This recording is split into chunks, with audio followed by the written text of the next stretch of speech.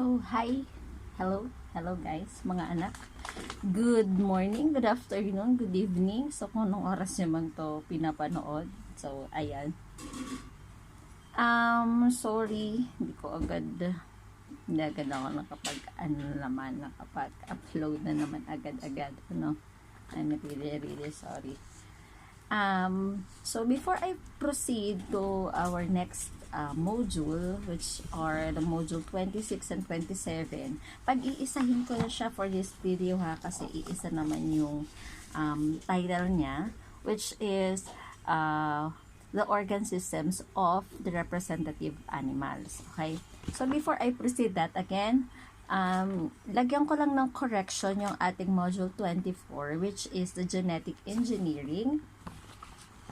Okay, hindi ko na mention do sa previous video natin na yung about sa recombinant DNA technology. So we have the tools used there, which are the restriction enzymes, the vectors, and host organisms. Okay, so yung tatlong yun yung tools na ginagamit sa ating recombinant DNA technology. So ano ba yung mga vectors naman? So when we talk about the vectors, these are the bacteriophage and the plasmid. Okay? So, yung dalawang yun yung vectors na ginagamit naman sa ating recombinant DNA technology. Sorry, medyo ibang boses ko ngayon.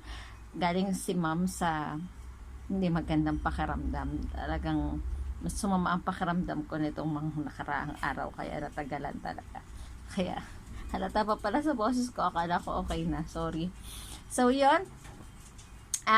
Host organisms, ano naman yung most na ginagamit nating host organism? So, this is the bacteria, okay? Doon kasi sa ating mga module na merong mga answer key, hindi tama yung ibang answer. Okay? Doon sa nakadiscuss sa loob. Okay, na-review ko siya, so hindi tama pala. Kaya, minention ko na rin kasi baka malito kayo. Okay, so, next, now we're going to proceed to our the real topic for this video, which is the module 26 and 27. So, first, ano nga ba ang bumubuo sa ating katawan? Okay, so our body are made up of cells. And those cells are made up of tissues. Okay? They were joined to make tissues. So, tissue is a large group of cells that all have the same purpose or function. Each kind of cell has unique characteristics such as shape, size, flexibility, color, and texture. So, for example, yung nerve cell, pag kinombine mo to another nerve cell, nagiging nerve tissue. Muscle cell, kapag kinombine mo sa another muscle cell, so that is muscle tissue. For bone cell to another bone cell, that's bone tissue, and so on. Okay? So, yun ha. Yung mga cells, when they combine or when they join together, they form or make a tissue. Okay? When group of cells do the same kind of work, they are called tissues. Yun na nga, sinabi ko. So, yung tissue naman daw is hobby ang tawag. Okay? Hinahabi. Hindi siya hobby as your husband. Okay? As, hindi pala wala ka pa nga palang husband. Sorry. Okay? Hobby as a husband. Okay? So, hindi siya yung hobby na tinutukoy dito. So, hobby, ito daw yung word, the word tissue comes from a Latin word meaning to weave or yun ang paghabi. Cells that make up tissues are sometimes woven together. Okay, yun nga yung pinagdikit-dikit, pinagsama-sama. Kaya siya naging tissue yung mga cells natin. So, meron tayong 4 main types of tissues. The first one is the epithelial, the nervous, second, the third is the muscle, and the fourth one is the connective tissue. So, yung ating epithelial tissue, ito yung nagko-covers ng outside of the body. Also, the lines of the organs and cavities. So, yan yon, si epithelial. Pag sinabi namang nervous, yung nervous tissue, ito yung nagsisense ng electrical signals. Okay, siya yung bago nasaktan ka, okay, siya yung na sa brain mo, oy may masakit, doon kaya ouch. Yung iba, di ba, minsan nade-delay yung pag-aray, sabi, late ang reaction, okay, kasi minsan hindi nila agad nararamdaman, late nagre-react yung kanilang tissues. Okay, next is the muscle tissue, which helps you move. Okay, and the next is the connective tissue. It joins the bones and the cushion organs. Okay, so siya yung nag-joins nung ating, kaya siya tinawag na connective tissue. A complex, so an organ is a complex structure within the body, is a group of tissues that work together to do a certain job for the body. For example, sa atin sa human, ang mga organs natin are stomach, lungs, heart, skin, kidneys, brain, liver, and so on. So, yun yung mga different organs ng ating katawan. Alam ko naman, alam nyo na yan kasi napag-aralan nyo na to since elementary. Sa plants, so, ang different organs nila is, okay, tama, the roots, the stems, the fruit, the leaves, and so on. Okay, so yan naman yung mga different organs ng ating plants. So, ano ba ang meron? So, ang ating organs, ito yung pag pinagdugsong-dugsong naman yung ating mga tissues na form yung organs. Okay, so ma'am, ano naman ang tawag pag pinagdugsong-dugsong naman ang organ? These are, okay, you're right, that is what you call a system. Your body system. Okay, so when organs work together, that's what you call the body system. So kung halimbawa daw, pag yung different organs natin like your heart, your lungs, your blood vessels, and your blood itself, when they work together, they make or they form the system called circulatory system. Okay, yes, tama na naman. So again, kapag yung cells nag-join, it forms a tissue. Kapag si tissue nag-form or nag-join, it makes an organ. Kapag si organ na nag-form, it makes a system. Okay? When they all combine, syempre meron ka ng body. Kaya siya tinawag na body system. Okay? Siya yung lahatan, pangkabuuan na talaga. Okay? Pag tinukoy na ang ating body. Okay. So, pag-usapan naman natin ngayon yung iba't ibang system ng ating katawan. Sa what's new natin, meron dyang nakalagay ng different drawings. And you're going to say daw or to tell what kind of organ system is in the picture. Tapos, i-discuss natin. Okay. So, the first picture, ito siya. Okay. So, this is, ano ba sa palagay nyo yan? Merong mga litid, may kasamang puso, may mga ugat-ugat. So, palagay nyo, ano kaya ito? Ma'am, ano po yan? Circulatory. Yes, tumpak. Tumpak ka anak, just sa sinabi mo.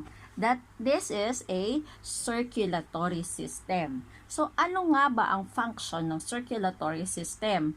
So, this is the one who carries blood through the body. So, ito yung nagdadaloy.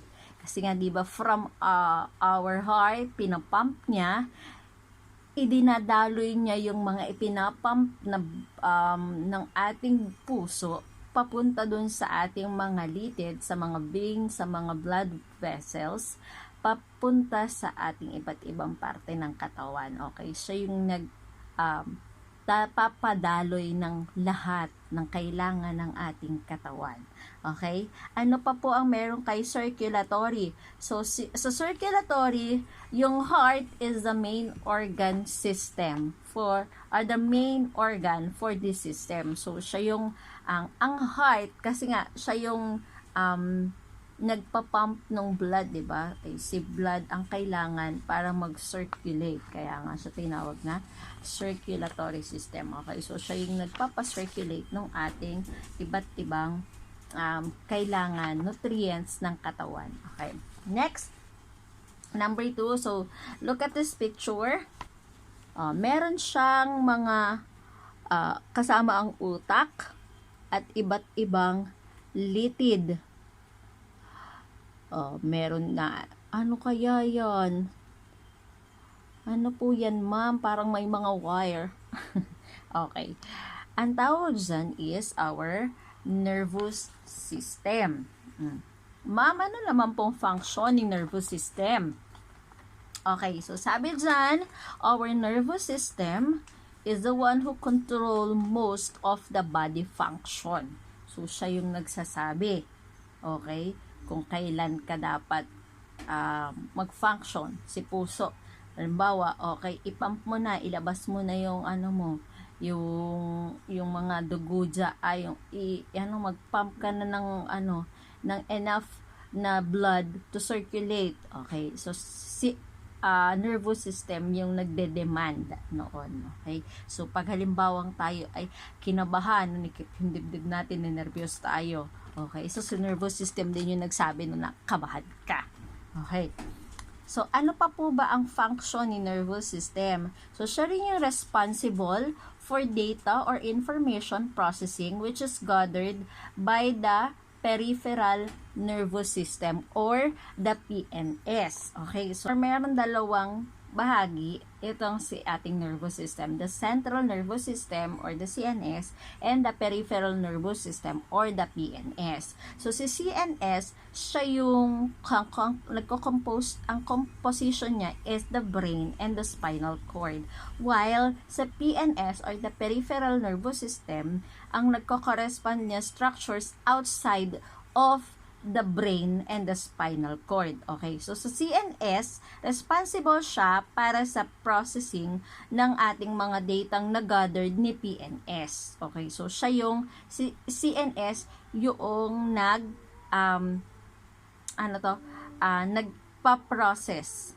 Si CNS yung nagpa-process, si PNS yung nag-gathered. Okay, so yung kumukolekta ng mga data na pinaprocess naman ni CNS. So upon processing, the CNS transmit the message again to the PNS, which then convey the message for the appropriate response. So halimbawa, si PNS iti-transfer na kay CNS. Si CNS na i-convert na niya or na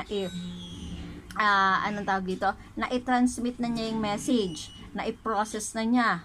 Okay, ibinalik niya kay PNS. Si PNS na ngayon ang dadala kung ano man yung organ system or cells or tissue na pwedeng mag-react. Okay?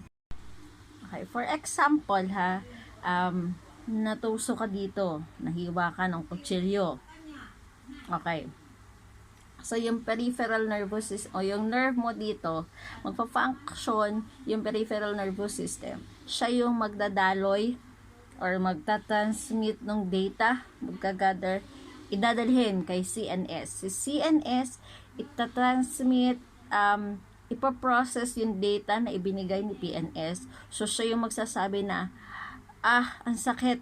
Taka, may masakit doon sa part na yon, kailangan mag-release ng dugo kasi may nahiwa, ganyan, pati ng ibang hormones na kailangan. Okay. So, then, itong si CNS, ibabalik doon sa PNS yung data na na-transmit na niya. Okay. Yung na-transmit na niya, tapos ipaprocess ni PNS kung sino ba yung alin ba yung mga hormones na dapat i-release. Okay. Sa pag ganon, okay? Tapos siya na yung ihahatid na doon sa iba't ibang nerves natin. Okay? So, yung ganun yung process ng ating nervous system. Okay? Next, the third picture. So, look at this one. So, meron siyang connected sa mouth, sa nose, and sa lungs. So, obviously, this is your respiratory system. Okay? You're right.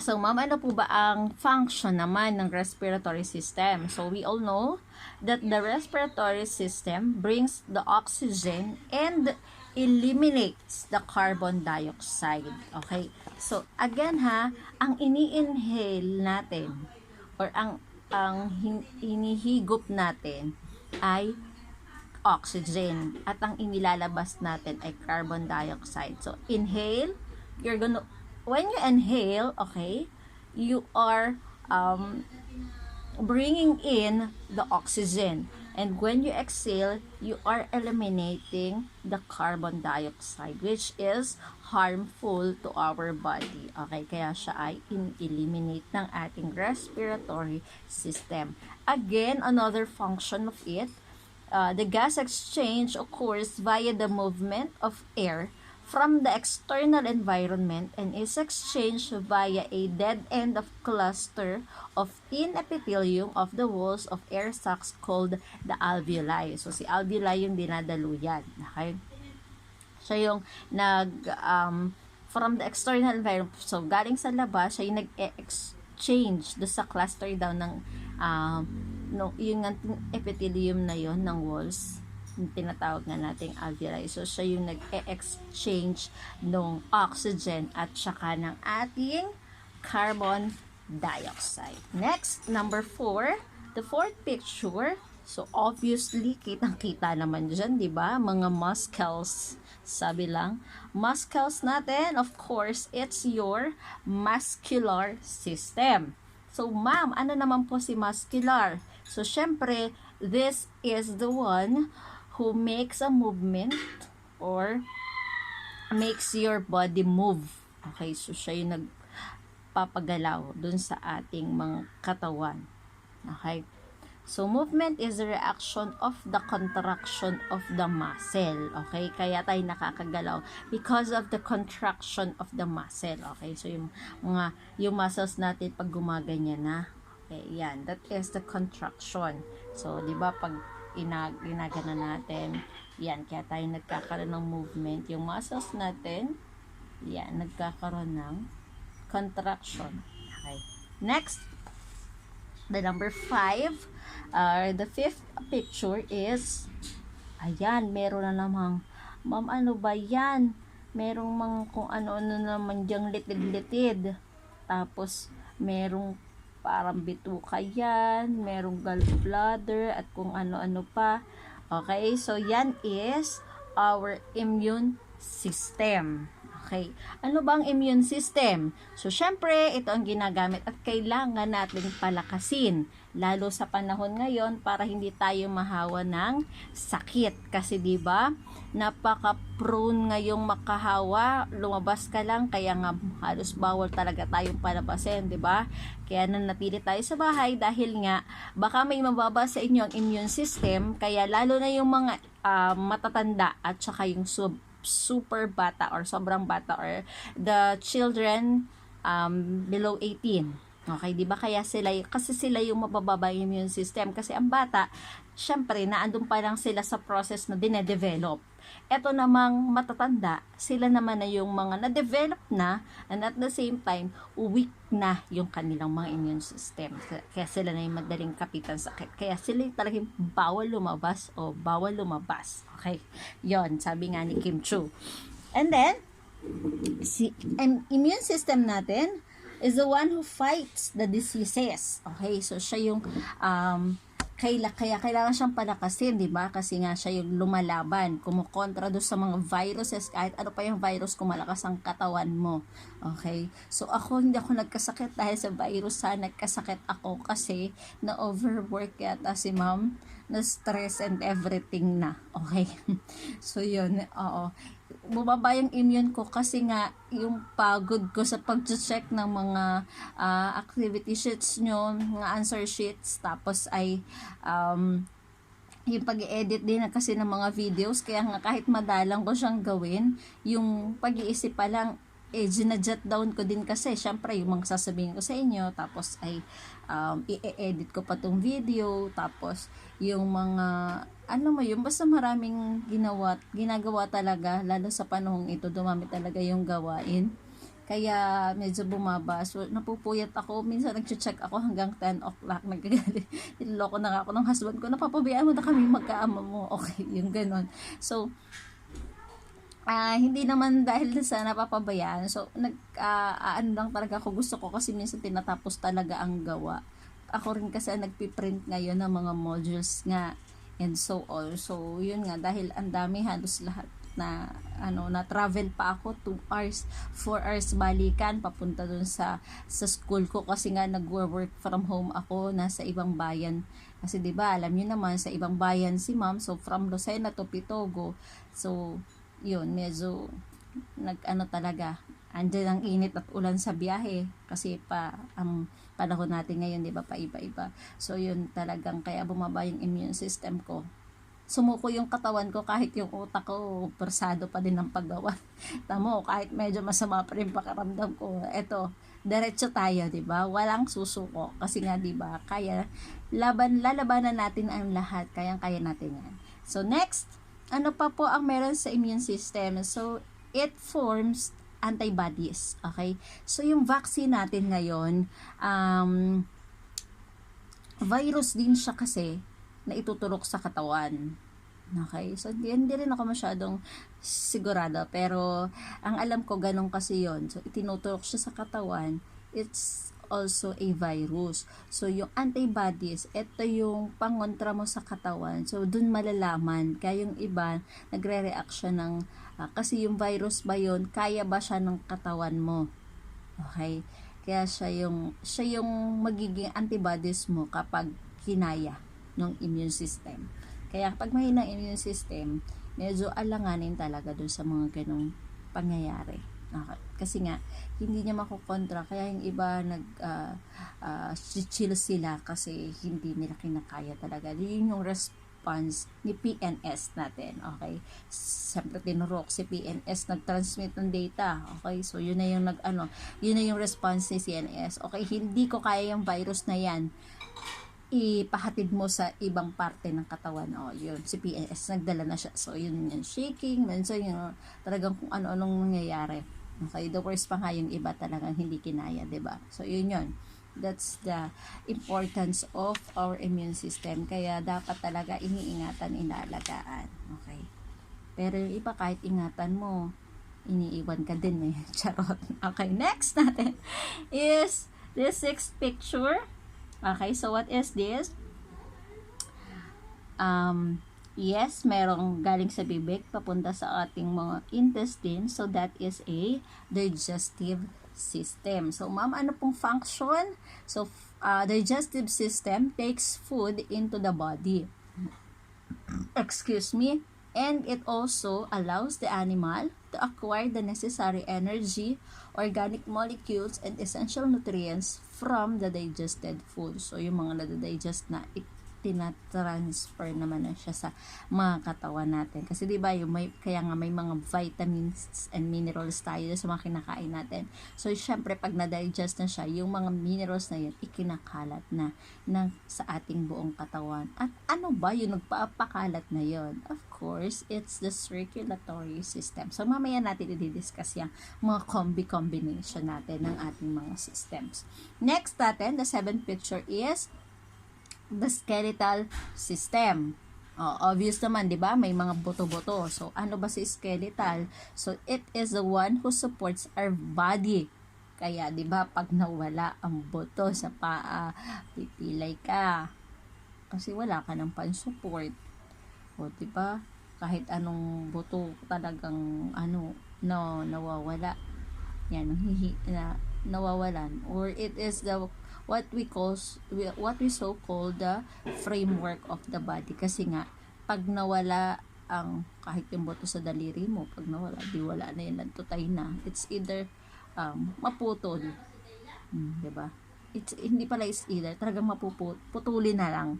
Kasi pag nawala, alam mo mga nakalaylay ang balat, diba? So, hindi naman ganun ka-okay. Alam namang sabanting na, diba? So, yun. Next natin, ano pa? The 8th one. So, this picture, ayan. So, syempre, andyan si kidney as ang ating reproductive organ. So, ayan si urinary system. Yes. So, urinary system is the one who removes the wastes. Okay, so ano po ba yung mga wastes, ma'am? So, siya yung naglalabas ng ihi, dumi. Okay, yun yung mga inilalabas niya. Si urinary system. Okay, ano pa pong function ni urinary? It removes the excess salt and water in the body. Okay, siya naman yung naglalabas din ng mga sobrang, pag maalat ka, di ba? Kaya pag kumakain tayo ng sobrang alat, chips or toyo, yung sausaw, asin, di ba? Uminom ka lang ng maraming tubig kasi nadadigest naman yan, na ilabas yan. Kaya dapat iinom ng marami para na iihi. Okay, hindi siya mag-stay sa katawan. Okay. Next is this one. So what is this? Okay, this is the endocrine system. Ano namang function ni endocrine? So si endocrine is the one who controls some chemical body function. Ano pa po ang meron kay endocrine? So ito yung responsible sa growth and development ng ating katawan. Oh, so endocrine pala yun. Oo, yes. Oo, yes. Kasi siya yung nagre-release ng mga hormones doon sa ating iba't ibang parte ng katawan. So, hormones are substances which can cause reaction to a cell. It is excreted into extracellular fluids such in blood and lymph and transported to target cells to elicit a specific response na pwede daw mabagal o mabilis. So, yung growth and development nga ng ating katawan, development, are examples daw ng slow at saka yung long-term effect ng hormone. While yung ating circadian rhythm, which is responsible daw sa sleep and wake cycles natin, respond to a more rapid response to a hormone. Okay, so kaya tayo nagkakaroon nung sobrang taas, yung sa edad mo, di ba? Mas mataas ka sa mga kaedad mo or mas mababa ka. So si endocrine system ang responsible doon. So kung hindi ka masyadong ganong kataas ngayon, okay, so nagmalfunction si endocrine mo, yung mga hormones hindi niya na-release ng maayos nung maliit ka pa lang. Okay. Nung bata ka pa lang pala kasi nga kung maliit ka. Okay, nung bata ka pa lang. So, same siguro sa akin, hindi rin ako masyadong nabiyayaan ng ganong katangkaran.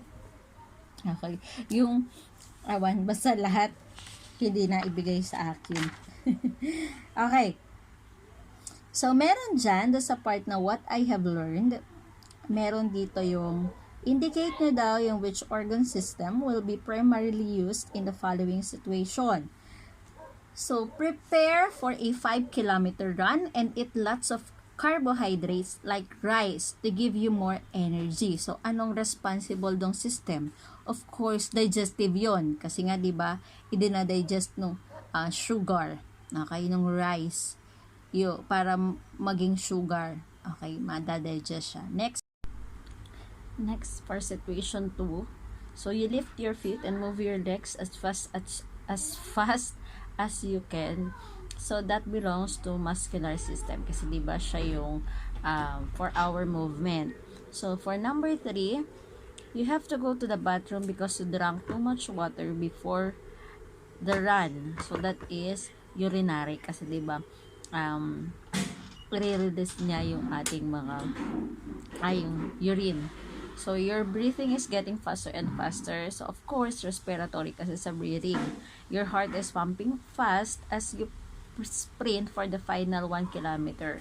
So, that is circulatory kasi heart. Okay, diba? Heart, yun yung biggest part ng important na parte na organ ng ating circulatory.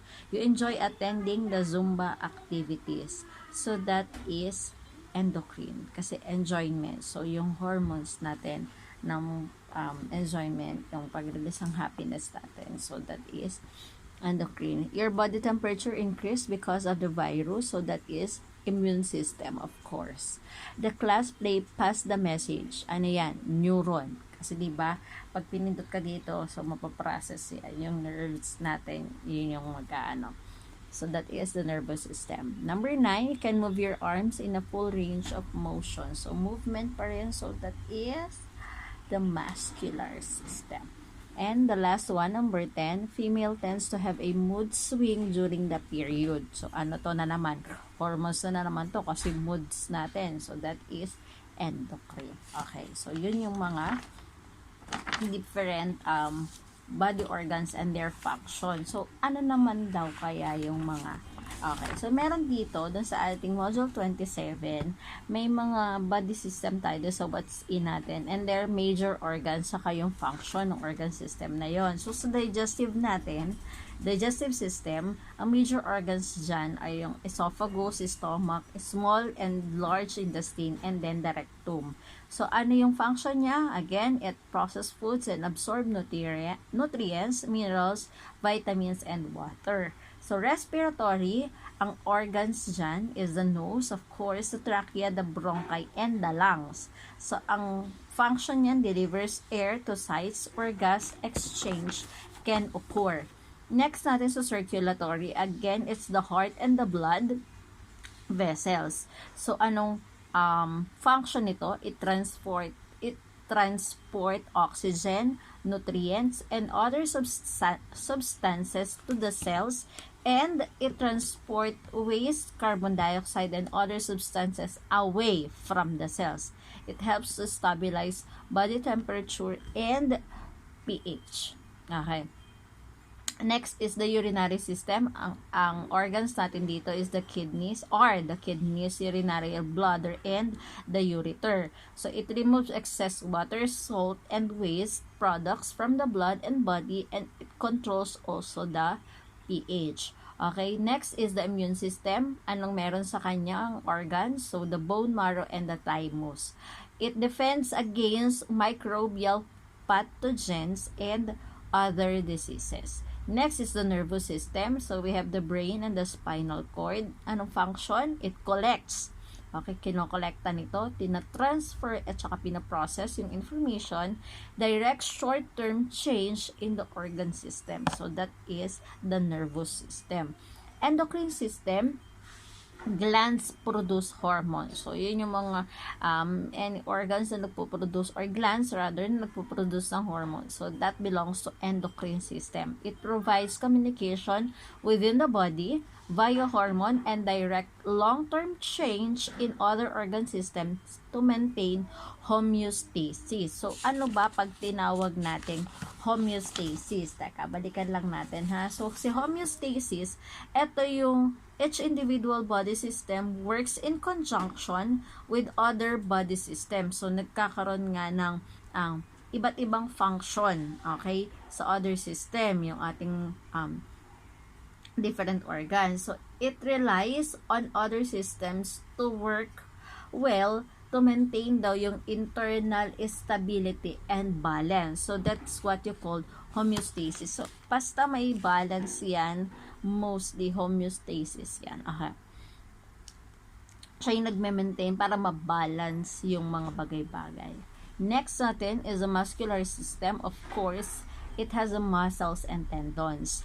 It provides the movement, support, and heat production. Okay, so siya yung kaya kapag hindi ka masyadong mamuscle, hindi ka pawisin. Kapag mataba, 'di ba? Hindi sila yung mas sila anong tawag dito?